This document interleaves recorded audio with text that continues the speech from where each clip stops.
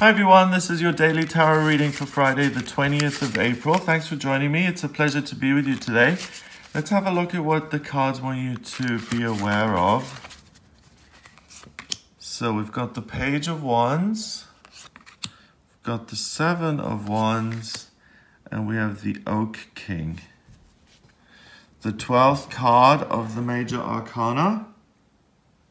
And that's obviously the Hanged Man. Okay, so the Page of Wands is a young boy who is making his magic there, and he's really starting to find his own niche, what he's good at in life. So you have an opportunity to learn here today. You have an opportunity to discover something new and to be innocent and childlike again, to be teachable, and to learn how to do something that's fun and that fills you with enjoyment and fulfillment and enthusiasm and a real sense of buzz and interest. It's like, oh, I've just stumbled on something which can be really exciting. I'm looking forward to that. And in this deck, wands are very much associated with magic. And I like that association because the wand, the rod, has to do with fire, and it has to do with life purpose and passion. And when you are in touch with your life purpose and you're working with it, then you do create magic of sorts in your life, because you create a career which is more like play than work. So that's a magical experience. Usually businesses like that do very well financially, and you create magic for yourself in terms of your finances as well, just by following what your guidance, your higher self wants you to do.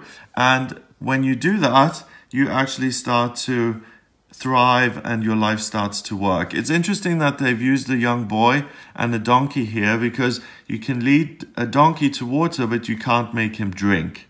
And the donkey here isn't the problem, and the young boy is riding the donkey, and he's actually using new things, and he is drinking. He is kind of opening himself up to new ideas, and he's working with them. Now the next card is the Seven of Wands, and the Seven of Wands is a woman who may have been in the position of the Page of Wands, but because she's learned how to do magic in different areas of her life.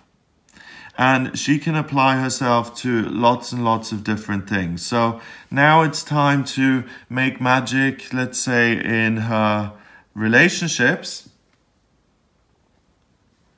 or in her job or her practical life. So she chooses that one particular one. She harvests something that she's worked towards, that she's good at, and she's going to resolve the problem that way. We've got a bird here communicating with her and being a symbol of ideas, thinking, communication, and freedom. And this indicates a person who is very skilled. So what's interesting today is that you're being asked to get on with your practical life, your practical circumstances, to look at what's burning brightly within you, what needs attention, and what feels fiery and strong enough so that it does require your attention and you can work with it.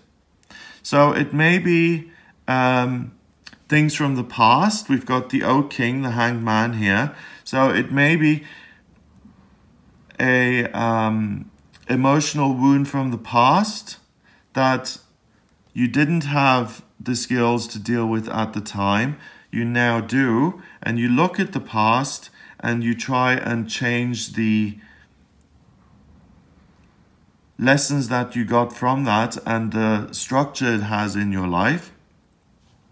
Or this can be the future, and really keeping busy and focusing on an area of your life that needs your expertise and needs your energy, and you look at it totally differently today. And what I like about this Oak King is that he draws the infinity symbol here in the earth, because we are always going through a process of being unenlightened and unstable to being enlightened and stable. We go through ups and downs, and that process is never ending, and we master and learn certain things, and then we move on to other things and don't know anything about those and have to master those. Just like here, 7 different things. In another week or month or year from now, there'll be 14 ones. You get better at things and at life the more you talk to yourself and the more you connect with yourself. So the O King here shows a different perspective. The existing circumstances of your life are not demanding as much of you as they usually would be. So there's like a reprieve from your real actual life today. The structures don't put a lot of pressures on you, so you have a little bit of time to think for yourself and to look at your circumstances and what you're doing differently. So either you can look at the past and make some decisions about that as an adult, looking back and come to terms with the past. Or you can look at the present and see what's missing in terms of fun and excitement and enthusiasm.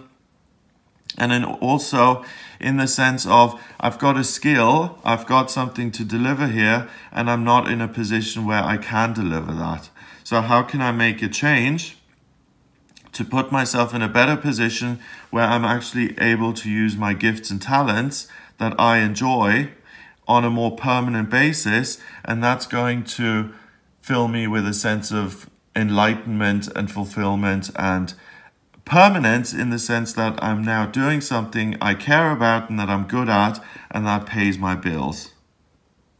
So you have an opportunity here to either look to the past and heal that, or you have an opportunity to look to the future and heal that by using a fresh pair of eyes and making changes and really honoring yourself and saying, these are the things I'm good at and I care about, and I'm now going to try and match that up with the real physical world so that I end up in a situation where I'm doing something that I care about and enjoy, and it gives me structure and it gives me something back in return for my efforts and for my work.